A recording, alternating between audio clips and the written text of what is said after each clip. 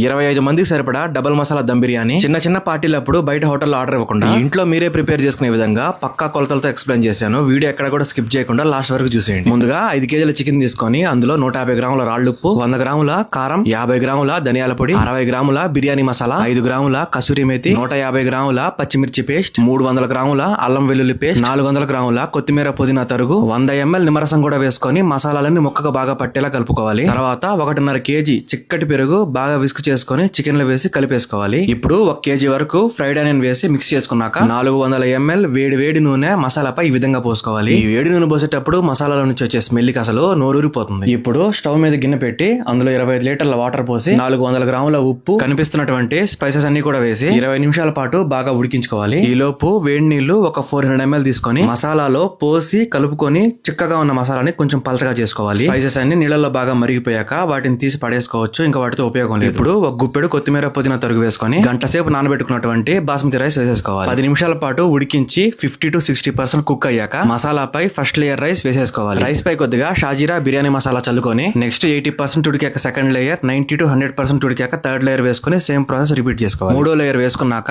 Rice ఉడకబెట్టుకున్న water ఒక 200 ml ఇలా పైన పోసుకోవాలి. అదే విధంగా 200 ml ఆయిల్ ఈ విధంగా రైస్ పైన చల్లుకొని కొత్తిమీర పుదీనా ఫ్రైడ్ ఆనియన్ చల్లేసుకొని గార్నిష్ చేసుకున్నాక దమ్ ప్లేట్ పెట్టేసుకొని 10 నిమిషాలు హై ఫ్లేమ్, 10 నిమిషాలు మీడియం ఫ్లేమ్ లో దమ్ పెట్టేసుకోవాలి. దమ్ అయిందో లేదో తెలుసుకోవడానికి గరిటెను వెనక్కి తిప్పి రైస్ మధ్యలో నుంచి అడుగుదాకా గుచ్చి పైకి లేపు చూస్తే వాటర్ డ్రాప్స్ పడలేదు అంటే కుక్ అయిపోయినట్టే. 150 ml నెయ్యి పోసుకొని దింపేసుకోవచ్చు. ఇలాంటి ఇన్ఫర్మేటివ్ కుకింగ్ వీడియోస్ కోసం మన ఛానల్ ఇప్పుడే ఫాలో చేసేయండి.